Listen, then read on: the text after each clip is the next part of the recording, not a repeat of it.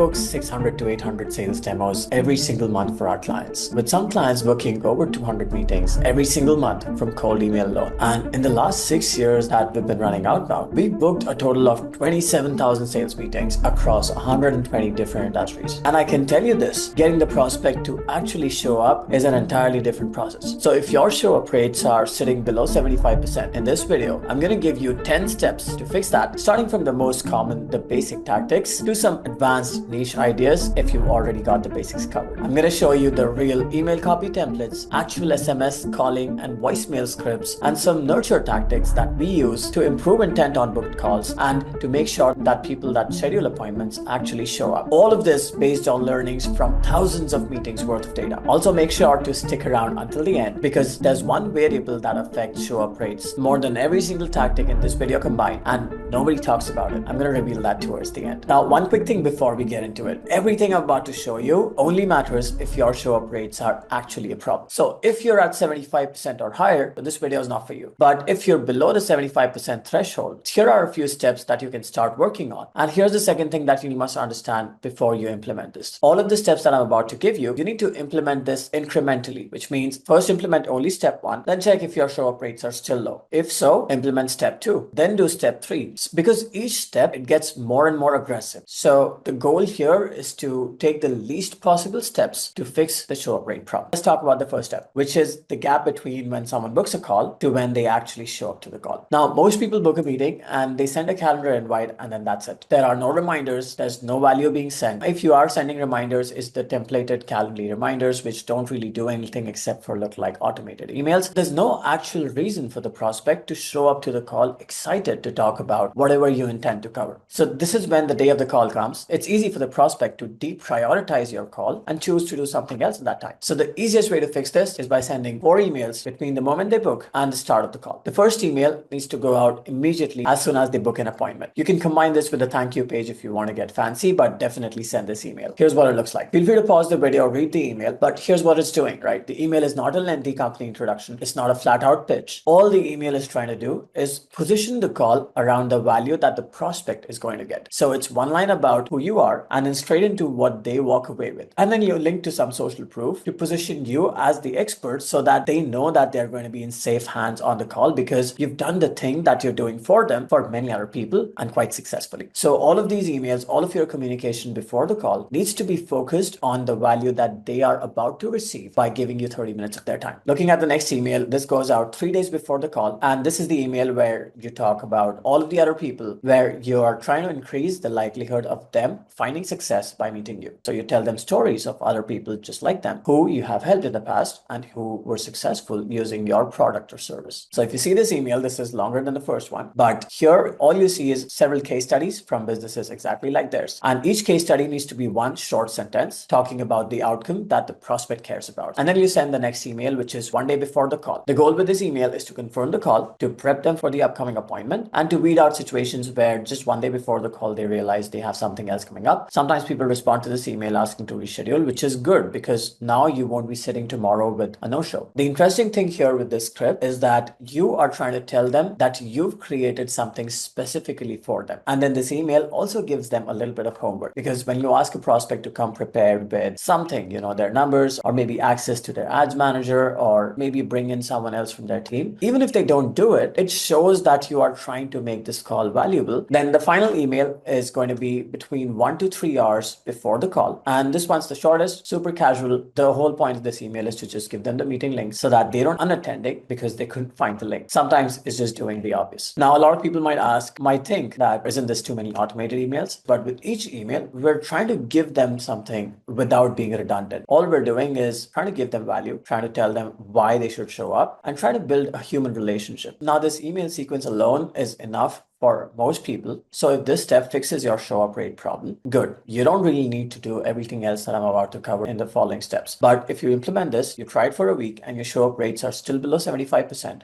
you need to go to step 2, which is adding an SMS layer. Now, obviously, if you want to send SMS, you have to be collecting phone numbers on your booking form. And if you're not doing that, you should fix that like right now, because phone numbers on a booking form are basically a non-negotiable. Just collect phone numbers on your booking form. It doesn't hurt. Make it a required question. Now, we're going to send 3 SMS messages built on a similar principle as the emails, but the text messages are going to be much shorter. They're going to sound more human, and we're not going to do as much social proof in the messages. So here's the first one that we're sending. You send this immediately after they book a call, and the whole point of sending this is to let them know, hey, I'm a real person and this number works, and I'm going to text you again on the day of the call, so that they don't think you're spamming them too much, because you already told them I'm going to text you on the day of the appointment just to remind you. Then here's the second one, and the second one goes on the day of the appointment. So you send the first message when they book, and then the next one only on the day of the appointment, 6 hours before the call. So this is usually going to be in the morning, right before their appointment. And the message is super light. All it does is it sends them the Zoom link so that they can join. If they're on their phone, they can just click the link and join from there. And the third SMS goes out 15 minutes before the call. The goal here is just to say, hey, I'm on Zoom, ready when you are. Here's the link. Again, that's it. So the SMS scripts are intentionally short and casual, because you don't want to look like you're trying too hard, and you don't want to come across as a massive marketing company that's going to bombard their phone with marketing messages, right? You want to text them like a friend who's just expecting to meet them on Zoom. That's it. Now, another thing to keep in mind, if you're running the 4-step email sequence, you want to make sure that your SMS doesn't overlap with the emails. So for example, if you're sending an email 1 hour before the call, make sure your SMS is being sent 15 minutes before the call and not also an hour before the call. Like, spread out all of your touch points. If step 1 and step 2 don't fix the problem for you, you move on to step 3, which is manual phone calls. Now, there are 2 pieces here. First is, when your appointment setter is booking the call, they need to set the right expectation. So I would instruct them to say something like this. And if you read through it, that last line, say my number, I'll call you on Wednesday morning, it does a lot more than confirm the appointment. It sets the expectation that, hey John, we're booked for Wednesday at 3 p.m. I'm going to give you a phone call on Wednesday in the morning just to make sure our schedules are aligned. And that way, when you do call them on Wednesday, they will have your number saved, and you're more likely to get a confirmation on the day of the appointment. And if they need to reschedule, you will at least know ahead of time. Obviously, after you confirm this, your setter has to call them on the day of the appointment. And if they answer the phone, amazing. Confirmation done. That prospect is 95% likely to show up. If they don't answer the phone, your setter needs to leave a voicemail and then send a manual SMS. That looks something like this. Again, we keep going back to the same idea, which is to sound human and to make them feel like we're actually investing effort into this call. And that is why we say that we have some stuff prepared for you, right? And you can use the same principle in your emails as well. By the way, a quick one here. If your outbound campaigns aren't actually turning into booked calls in the first place, let us troubleshoot and fix that for you. Go to the first link in the description to book a call with us, and I'll show you how we're able to guarantee booked appointments for all of our clients. Moving on to the next step, step 4, which is also something that almost nobody does. And that is why it's the highest leverage email in the whole sequence. Now, this is different from the automated emails that we were sending previously, because now you're going to send them just one email a day before the call when you're doing your call prep, and it's going to be super specific to them. You see, the problem with the first 3 steps is that sometimes automated touch points land in spam, or people don't see it depending on the tool you're using for the automations. Sometimes people don't answer phone calls from unknown numbers. So even if you've done the first 3 steps right, maybe your prospect just didn't see any of that, which is why now in this step, you are going to use your main work email to send them a personalized email one day before the call. And here's the script you're going to use. Now, this email is effective for 2 reasons. Number 1, it's coming from your main inbox, so there's a super high chance that it goes to their primary inbox. And number 2, you've referenced stuff about their business, you've prepared specific ideas for them, you attached case studies that are similar to them. And this email is not hard to come up with if you're actually doing your research before the call, which most salespeople are.